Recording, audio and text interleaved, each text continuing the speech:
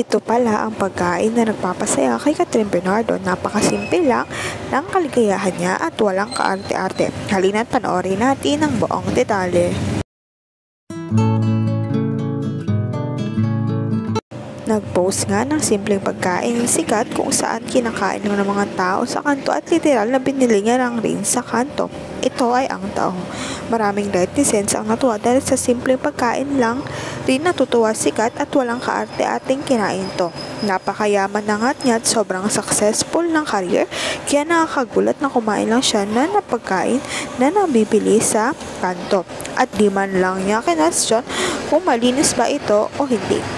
Di tulad ng ibang artista o celebrity na napakaarte at akala mo hindi galing sa hirap at napakamabili sa pagkain. Kaya hindi nakakapagtaka na sobrang sikat at sobrang successful ni Catherine dahil sa kabaitan niya sa lahat ng mga tao at di namimili ng pakigsamahan at walang kaarte-arte sa pagkain.